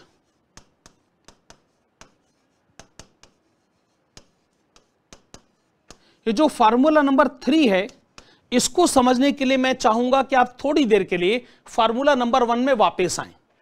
पहला फार्मूला क्या कहता है? Estimated profit multiplied with work certified divided by contract price. तब आपका पॉइंट ऑफ व्यू ये था कि 90% काम हो चुका है, क्योंकि ये बात वैल्यू के ऊपर बेस्ड है। लेकिन जब हम अपनी बात कहने की अप्रोच बदल देते, मेरा मतलब है आज की डेट तक कितने परसेंटेज काम हो चुका है, हम इसका जवाब वैल्यू पर क्यों दें? हम क्यों ना इसका जवाब कॉस्ट पर दें? तो सोचिए नीचे क्या लिखा है कि इस कॉन्ट्रैक्ट में टोटल कितनी कॉस्ट होगी, ऊपर क्या लिखा है इस कॉन्ट्रैक्ट पर आज की डेट तक कितनी कॉस्ट हो चुकी है। तो जब आप डिवाइड करोगे तो आपको एक परसेंटेज मिलेगा। वो परसेंटेज ये बताएगा आज की डेट तक का कॉस्ट का परसेंटेज। तो जितना कॉस्ट का परसेंटेज है आप ये मान सकते हैं कि उतना परसेंटेज वर्क कंप्लीट हो चुका है। तो फार्मूला नंबर 1 जब ये बताता है कि कितने परसेंटेज काम हो चुका है तो उसके पीछे उनकी सोच है वैल्यू। फार्मूला नंबर 3 जब ये बताता है कि कितना परसेंटेज काम हो चुका है तो इसके पीछे उनकी सोच है कॉस्ट। ओके, फार्मूला नंबर 4 क्या है? ये फार्मूला कहता है कि पहले आप फार्मूले नंबर 3 को एज इट इज दोबारा से लिख दें, यानी estimated profit get it multiplied with cost of contract to date divided by total estimated cost. तो फार्मूला नंबर 3 को एज इट इज लिखा गया। फिर जब हम इसको आगे मल्टीप्लाई करते हैं तो ये आ जाता है cash received divided by work certified. तो आप ये कह सकते हैं कि जो फार्मूला नंबर 4 है वो फार्मूला नंबर 3 का एक्सटेंशन है। फार्मूला नंबर 3 में आप खाली उस परसेंटेज का रेफरेंस लेते हैं जो वर्क कंप्लीटेड को रिप्रेजेंट करता है कॉस्ट के पॉइंट ऑफ व्यू से। लेकिन आपको खाली वर्क कंप्लीटेड का पैरामीटर ही नहीं, आपको वो परसेंटेज भी लेना चाहिए कि कितना परसेंटेज कैश आपको आज की डेट तक मिला है। तो फार्मूला नंबर 4 की सोच क्या है कि आप कंजर्वेटिव अप्रोच जब अडॉप्ट करें तो 2 परसेंटेजेस लेकर आए। पहला परसेंटेज बताए कि कितना परसेंटेज काम हुआ है कॉस्ट के बेसिस पे, दूसरा परसेंटेज ये बताए कि जो भी काम हमने किया है उसके अगेंस्ट हमको कितने परसेंटेज कैश मिला। अब सवाल ये उठेगा ऑब्वियसली, अगर एक क्वेश्चन आपसे पूछा जाए और कहा जाए कि भैया ये चारों फार्मूलों से आंसर कैलकुलेट करके बताएं कि आप कौन से फार्मूले के को रेकमेंड करते हैं, किस फार्मूले के आप फेवर में हैं। वेल, हमारी सोच ये है कि जो भी फार्मूला आपके आंसर को मिनिमम लेवल पर लेकर आएगा वो ऑटोमेटिकली इंश्योर करेगा कि रिजर्व में ट्रांसफर करने वाला अमाउंट ज्यादा हो जाएगा। भाई P&L अकाउंट में जाने वाला अमाउंट कम से कम हो जाएगा तो रिजर्व में जाने वाला अमाउंट ज्यादा से ज्यादा हो जाएगा। भाई अगर आप कंजर्वेटिज्म के प्रिंसिपल को फॉलो करते हैं तो आपकी सोच ऐसी होनी ही चाहिए। तो जब भी चारों फार्मूले लगाने पड़ जाएं, अगर चारों फार्मूले लगाने पड़ जाएं तो उसमें से कोई एक फार्मूला चुनना पड़ जाए तो आप उसी को चुनिएगा जिसमें P&L अकाउंट में ट्रांसफर करने वाला अमाउंट कम से कम है। ठीक है जी, टाइम आ गया है कि मैं आपको अब अगले कंसेप्ट की तरफ ले चलूं।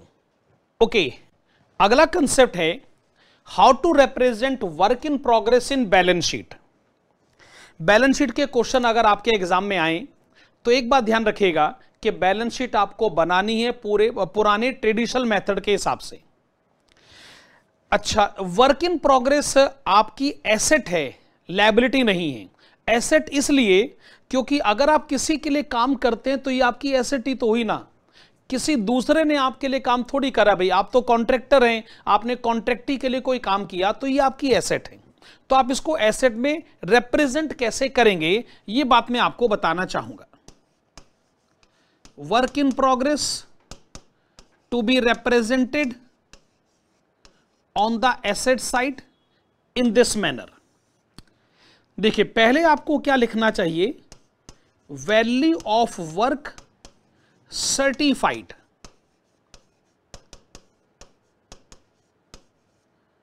उसमें आपको ऐड कर देना चाहिए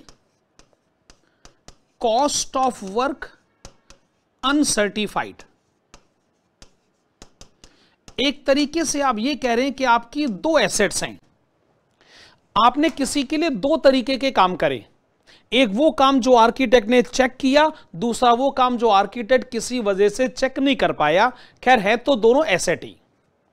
वर्क सर्टिफाइड हो वो भी एसेट है, अनसर्टिफाइड है वो भी एसेट है, क्योंकि ये दोनों काम आपने किसी और के लिए करे।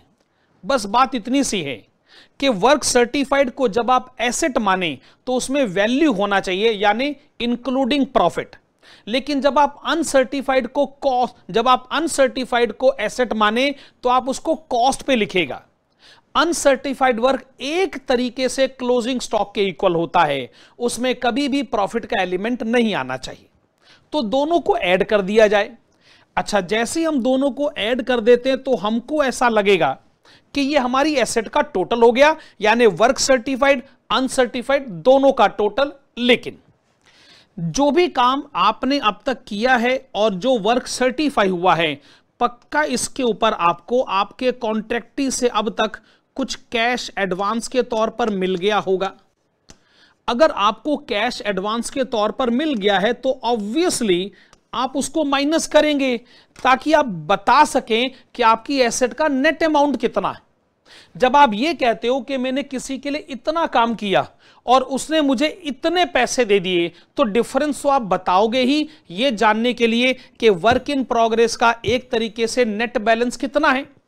सिमिलरली जब आप कॉन्ट्रैक्ट अकाउंट बनाते हैं और आप जब P&L अकाउंट में अमाउंट ट्रांसफर करते हैं और बैलेंस अमाउंट का आप रिजर्व क्रिएट करते हैं, तो रिजर्व आपको ऐसा लगेगा कि लायबिलिटी साइड पर लिख लिया जाना चाहिए, पर हमारी रिकमेंडेशन ये है कि वो जो रिजर्व है वो यहां से डिडक्ट करके दिखाया जाए। ये ठीक वैसा ही हुआ जैसे कि अकाउंट्स में आपने पढ़ा ही होगा कि जो रिजर्व फॉर बैड डेब्ट्स होता है, वो जो रिजर्व या फिर जो आप प्रोविजन क्रिएट करते हैं वो आप लायबिलिटी साइड पर नहीं, एसेट साइड में से आप डेटर्स में से लेस करके दिखाते हैं। तो आपको भी वही पॉलिसी को अडॉप्ट करना चाहिए। अच्छा, उसके बाद जो फाइनल वर्क इन प्रोग्रेस का नेट अमाउंट आपके पास आए, आप उसको जरूर मेन कॉलम में रिकॉर्ड करिएगा। तो एसेट साइड पे वर्क इन प्रोग्रेस को रिप्रेजेंट करने का क्या प्रोसीजर हुआ, पहले आप लिखेंगे वैल्यू ऑफ वर्क सर्टिफाइड, उसमें ऐड करिएगा कॉस्ट ऑफ वर्क अनसर्टिफाइड। इससे आपको टोटल एसेट वैल्यू पता चलेगा। जितना एडवांस आपको मिल चुका है वो आप डिडक्ट करें, और जो आपने रिजर्व क्रिएट कर रखा है वो लायबिलिटी साइड पर ना शो करके आप एसेट साइड में से माइनस करें। इस तरीके से आपको वर्क इन प्रोग्रेस को रिप्रेजेंट करना पड़ेगा। अब एक बड़ा इंपॉर्टेंट कंसेप्ट है, उसके लिए मैं अगली स्लाइड पर आता हूं। ओके, अगला इंपॉर्टेंट कंसेप्ट है एस्केलेशन क्लॉज। मेन क्लासेस में तो ये कंसेप्ट अच्छे खासे लेवल पर पढ़ा जाता है। आइए थोड़ा सा इसको रिवाइज करते हैं।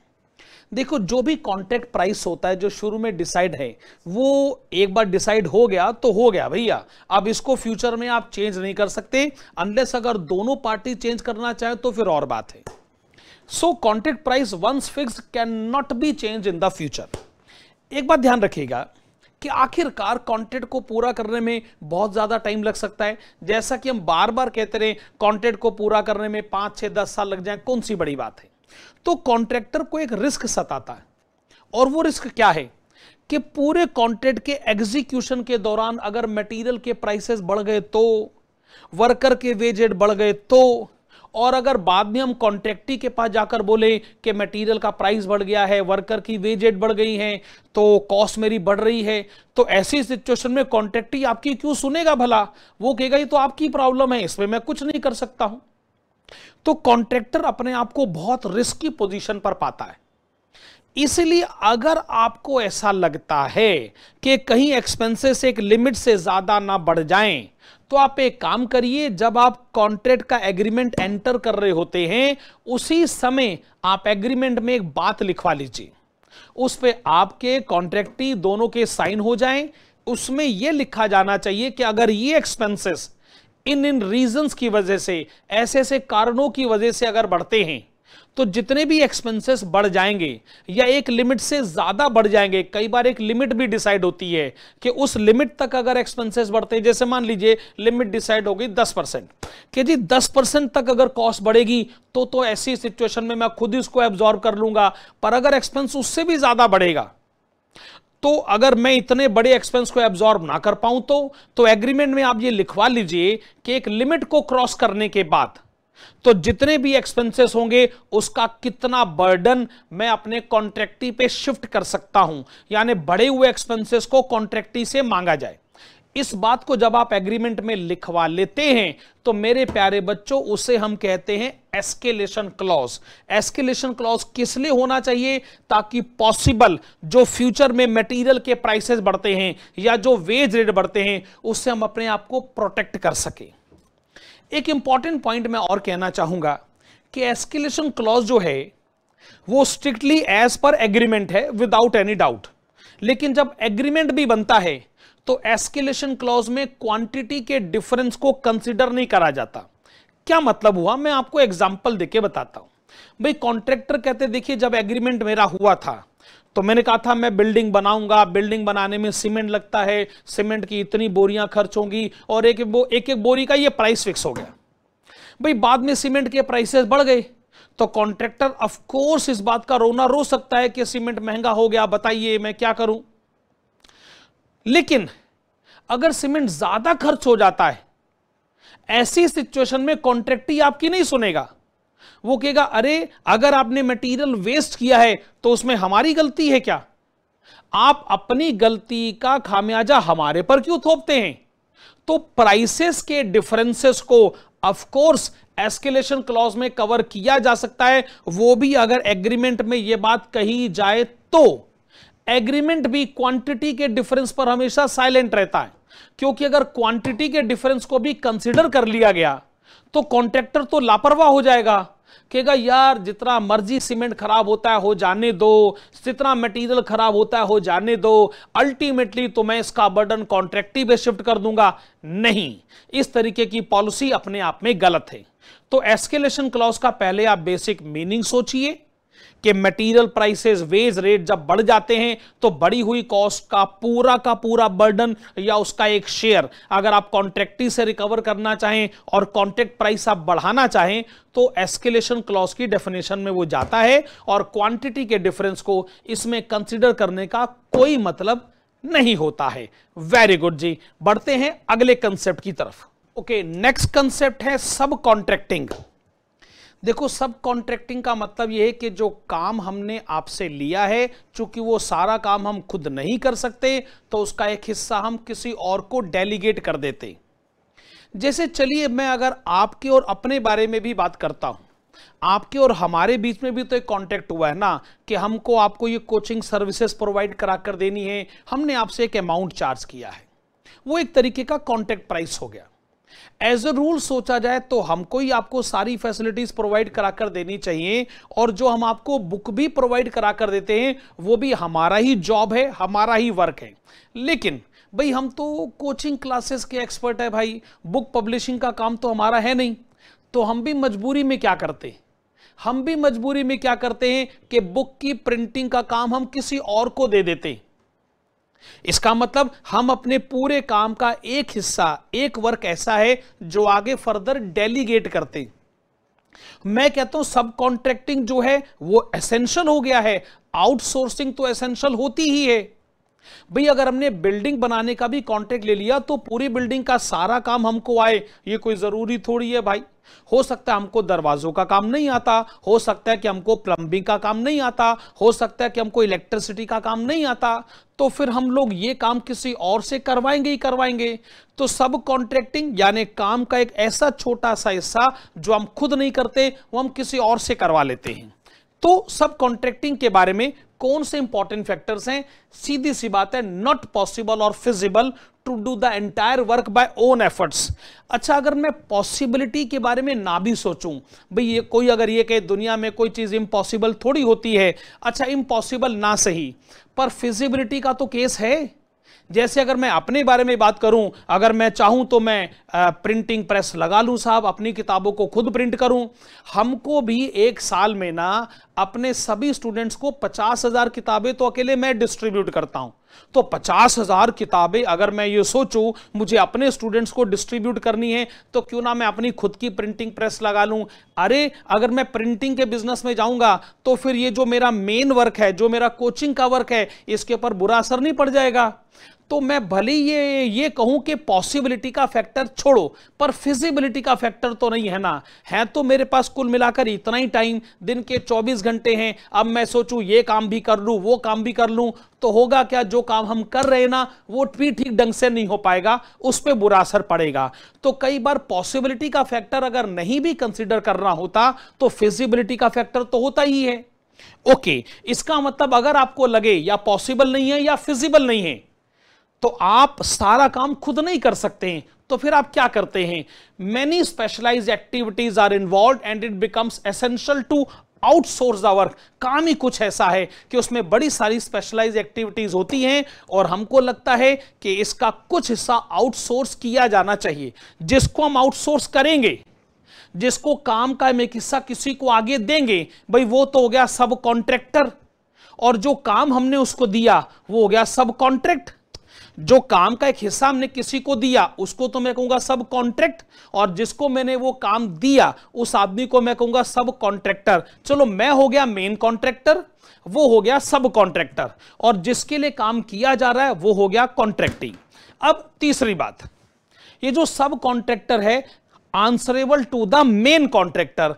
आप इसको ऐसे सोचिए, जैसे हमने आपको बुक दी, आप है कॉन्ट्रैक्टी, मैं हूं कॉन्ट्रैक्टर, मैं आपके लिए काम कर रहा हूं।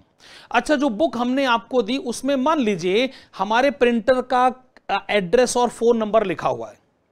अच्छा, जो बुक आपके पास पहुंची उसमें मान लीजिए 2-3 पेजेस ठीक तरीके से प्रिंट नहीं हुए थे, तो आप मुझे सच बताइए, क्या आप हमारे प्रिंटर को फोन कर सकते हो?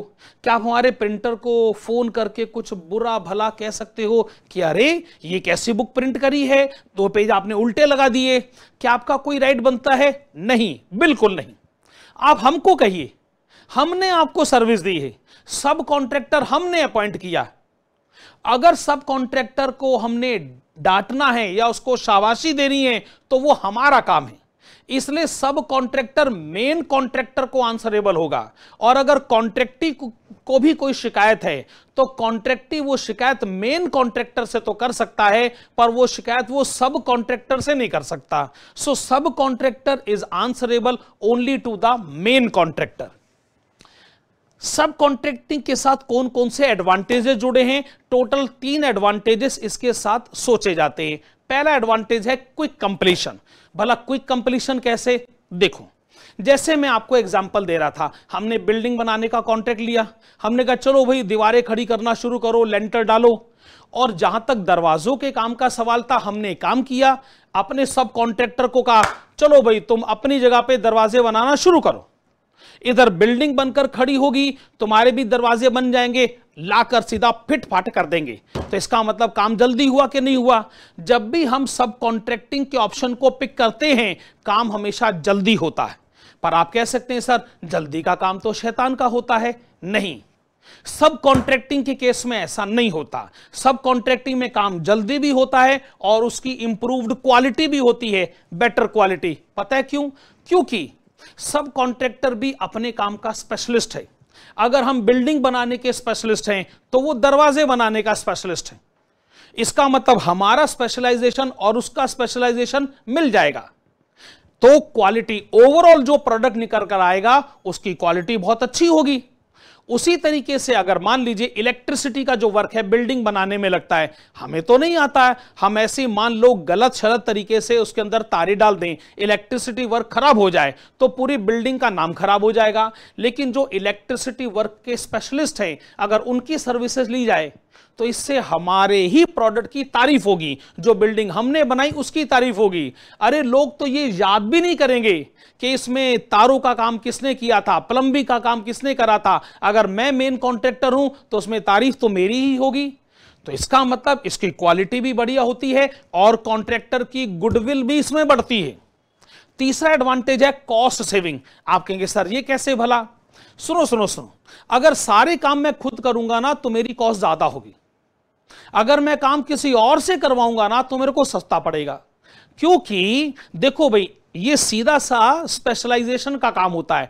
जो लोग स्पेशलिस्ट होते हैं ना वो अच्छा भी काम करते हैं और सस्ता भी काम करते हैं। जो अगर कॉन्ट्रैक्टर ये सोचता है कि मैं भी सारे काम करूंगा, मैं ही सारे काम करूंगा, उल्टा उसकी कॉस्ट ज्यादा उसको पड़ सकती है। तो इसलिए सब कॉन्ट्रैक्टिंग में 3 एडवांटेजेस साफ तौर पे देखे जाते हैं। इसमें काम जल्दी खत्म होता है, इसमें क्वालिटी का इंप्रूवमेंट होता है जिसकी वजह से मेन कॉन्ट्रैक्टर की गुडविल बढ़ती है, और कॉस्ट में भी सेविंग होती है। कॉस्ट की सेविंग कैसे होती है? ये काम हम खुद करेंगे तो हमको ज्यादा महंगा पड़ेगा, अगर सब कॉन्ट्रैक्टर से काम करवाएंगे तो हमको सस्ता पड़ेगा। डिसएडवांटेज जो इसके साथ जुड़ा हुआ है, यस डिसएडवांटेज है। और डिसएडवांटेज क्या है कि इसमें कंट्रोल जो है ना वो डाइल्यूट हो जाता है। कंट्रोल के डाइल्यूशन से मेरा मतलब क्या है? देखो भाई, अगर काम मेरे कंट्रोल में होना तो मैं जानता हूं इसको कब कैसे पूरा करना है। जब मैं सब कॉन्ट्रैक्टर को भी इसमें इन्वॉल्व कर लेता हूं, इसका मतलब मैं सब कॉन्ट्रैक्टर पे डिपेंडेंट हो जाता हूं। सब कॉन्ट्रैक्टर काम खत्म करके देगा तो जाके मेरा काम पूरी तरह खत्म होगा। और अगर सब कॉन्ट्रैक्टर की वजह से देरी होती है तो वो माना जाएगा कि वो मेरी देरी है। इसका मतलब मेरे फैसलों का कंट्रोल मेरे ऊपर ना होकर अब सब कॉन्ट्रैक्टर पर चला जाएगा। तो सब कॉन्ट्रैक्टर भी कंट्रोल यानी डिसीजन मेकिंग प्रोसेस में पार्टिसिपेट करने लगेगा। और जब भी डिसीजन मेकिंग सिस्टम में पार्टिसिपेशन होता है तो कंट्रोल का डाइल्यूशन तो फिर होता ही होता है। तो बड़े अच्छे पॉइंट थे जो हम लोगों ने सब कॉन्ट्रैक्टिंग के कंटेक्स्ट में पढ़े। वेरी गुड जी, अच्छी बात है। चलिए बढ़ते हैं अगले कंसेप्ट की तरफ। ओके, अब एक लास्ट कंसेप्ट डिस्कस करते हैं, that is cost plus contract. देखो भी, ऐसा जब कॉन्ट्रैक्ट प्राइस फिक्स किया जाता है ना तो हम किसी को ये नहीं बताते कि जो कॉन्ट्रैक्ट प्राइस है इसमें हमारी कॉस्ट कितनी। कौन किसको कॉस्ट बताता है भाई? अगर मान लीजिए आपने ये कैलकुलेटर खरीदा तो कैलकुलेटर बेचने वाले ने क्या पीछे लिखा हुआ है कि इसकी कॉस्ट प्राइस कितनी है? भला प्रॉफिट की इंफॉर्मेशन कस्टमर को कोई बताता है क्या? ऐसा कहीं नहीं होता। पर ऐसा जहां भी होता है, भले ही 1% केसेस में होता हो, ऐसा जहां भी होता है उसको हम लोग कहते हैं cost plus contract. Cost plus contract का सीधा सा मतलब है कि आप कॉन्ट्रैक्टर हैं, आप अपने कॉन्ट्रैक्टी को बताइए कि कॉन्ट्रैक्ट को कंप्लीट करने की आपकी कॉस्ट कितनी, और आप अपने कॉन्ट्रैक्टी से कॉस्ट के साथ साथ प्रॉफिट की भी डिमांड करें। प्रॉफिट भी बताइए कि इतना अमाउंट या इतना परसेंटेज ऑफ प्रॉफिट हम आपसे चाहते हैं। तो कॉन्ट्रैक्ट प्राइस कैसे डिसाइड होगा? Cost price plus specific amount और परसेंटेज ऑफ प्रॉफिट। और ये बात आप ड्यूली इंटीमेट करेंगे। कॉन्ट्रैक्टर कॉन्ट्रैक्टी इस बात को ड्यूली शेयर करेंगे कि कॉन्ट्रैक्ट को पूरा करने की कॉस्ट कितनी आती है। पर आप ऐसा क्यों करोगे भला? ऑफ कोर्स हम इसके बारे में बात करेंगे कि हम ऐसा क्यों करेंगे, भला हम कॉस्ट की इंफॉर्मेशन को क्यों डिस्क्लोज करना चाहेंगे। लेकिन पहले जरा मैं इसके मैं एडवांटेज के बारे में बात करता हूं। एडवांटेज कॉन्ट्रैक्टर को भी है और कॉन्ट्रैक्टी को भी है। कॉन्ट्रैक्टर को एडवांटेज क्या है कि कॉन्ट्रैक्टर अपने आप को एश्योर कर सकता है कि वो कुछ ना कुछ प्रॉफिट तो कमाएगा। उसने कॉन्ट्रैक्टी को साफ मैसेज दिया है कि कॉस्ट तो मैं आपसे पक्का ही मांगूंगा, तो कॉस्ट की रिकवरी तो है, साथ में प्रॉफिट, चाहे छोटा सा प्रॉफिट क्यों ना हो, पर कॉस्ट प्लस कॉन्ट्रैक्ट में प्रॉफिट तो होता ही है। अच्छा, कॉन्ट्रैक्टी को एडवांटेज क्या है कि जब साफ तौर पे बताया जा रहा है कि हम आपसे कॉस्ट की डिमांड करेंगे, तो कॉस्ट को चेक किया जा सकता है, कॉन्ट्रैक्टर के बुक्स ऑफ अकाउंट्स को चेक किया जा सकता है। मैं आपको बताना चाहूंगा, जैसे अगर मैं इलेक्ट्रिसिटी का एग्जांपल लूं, जितने भी RWA हैं, रेजिडेंट वेलफेयर एसोसिएशन हैं, वो क्या करते हैं, जितनी इलेक्ट्रिसिटी कंपनीज हैं उनके बुक्स ऑफ अकाउंट्स को बाकायदा चेक करने का राइट रखते हैं। हम ये जानना चाहेंगे कि इलेक्ट्रिसिटी जनरेट करने की कॉस्ट आखिरकार है कितनी। वो इंफॉर्मेशन को पब्लिक डोमेन पे लाना जरूरी है, क्योंकि पब्लिक से जब आप इलेक्ट्रिसिटी बिल रेज करते हैं तो उनको ये मालूम होना चाहिए कि इलेक्ट्रिसिटी कंपनीज की इलेक्ट्रिसिटी जनरेट करने की कॉस्ट कितनी। तो यहां पे कॉन्ट्रैक्टी जो है उसके पास बुक्स ऑफ अकाउंट्स, कॉन्ट्रैक्टर की बुक्स ऑफ अकाउंट्स को चेक करने का राइट रहेगा। सूटेबिलिटी, अब आखिरकार हम इस तरीके के चक्कर में क्यों जाएं, मैं आपको बताता हूं। सबसे बड़ा कारण है कि फ्यूचर हाईली अनसर्टेन है। कॉन्ट्रैक्टर कहता है मैं ये खतरा मॉल नहीं लेना चाहता, मैं शुरू में पहले नहीं बताना चाहता कि मैं कॉन्ट्रैक्ट प्राइस कितना डिसाइड करूंगा। एक बार कॉन्ट्रैक्ट प्राइस डिसाइड हो गया तो फ्यूचर में मैं उसको चेंज नहीं कर पाऊंगा, मेरे लिए भी तो बहुत बड़ा रिस्क है। तो अगर फ्यूचर कंडीशंस इतनी हाईली अनसर्टेन है और रॉ मटेरियल की अवेलेबिलिटी अनप्रेडिक्टेबल है, अगर उस जॉब को कंप्लीट करना है तो रॉ मटेरियल चाहिए, रॉ मटेरियल की अवेलेबिलिटी जो है वो मान लीजिए सही तरीके से डिसाइड नहीं करी जा सकती, प्रेडिक्टेबल एनवायरनमेंट में नहीं है। अगर मुझे मटेरियल पूरा नहीं मिला तो काम हम पूरा कैसे करेंगे। हो सकता है तब मेरे ऊपर कोई पेनल्टी लग जाए, हो सकता है मेरे ऊपर लीगल केस कर दिया जाए, मैं तो घबराऊंगा, मैं कहूंगा नहीं भैया, सीधी सी बात है, मेरे को एक काम करो, मेरे को ये मटेरियल प्रोवाइड करा कर दो, या फिर मैं उस मटेरियल को खुद खर्च कर देता हूं, जो भी कॉस्ट होगी वो आप मेरे को दे दीजिएगा, प्लस मुझे मेरा प्रॉफिट चाहिए। और हम उसके ड्यूरेशन को परफेक्ट वे में डिसाइड भी नहीं कर पाते। अल्टीमेट कंक्लूजन ये है कि जब भी आप अनसर्टेन एनवायरनमेंट में काम करते हैं तो आप कॉन्ट्रैक्ट प्राइस को फिक्स्ड पैरामीटर पर डिसाइड करते हुए घबराते, इसलिए कॉस्ट प्लस कॉन्ट्रैक्ट की शरण में जाना पसंद करते हैं। मेरे प्यारे बच्चों, मैं फिर कहूंगा ये रिवीजन क्लास है, ये मेन क्लासेस का सब्स्टिट्यूट नहीं है।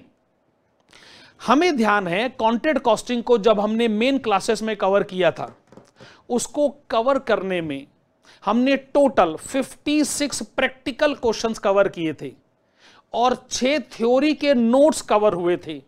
कॉन्ट्रैक्ट कॉस्टिंग को कवर करने में लगभग 3 घंटे की 5 क्लासेस लगती हैं, और अभी हमने क्या करा है कि 1.5 घंटे के अंदर अंदर जितने भी पॉइंट्स इसके हो सकते हैं हमने फटाफट उनको रिवाइज करवा दिया, और स्टूडेंट को कहा भी कि आप इसको लिखिएगा मत, पर मैं उम्मीद करता हूं ये रिवीजन क्लास आपके बहुत काम आएगी। एग्जाम में अगर ये आपके नंबर कुछ बढ़ाने में कामयाब हो जाए तो हमको लगेगा कि हमारा ये ऑब्जेक्टिव भी अचीव हुआ, हमारी ये मेहनत भी सफल हुई। अब हम लोग मिलेंगे अगली रिवीजन क्लास में, तब तक मेरी तरफ से goodbye, thank you, take care.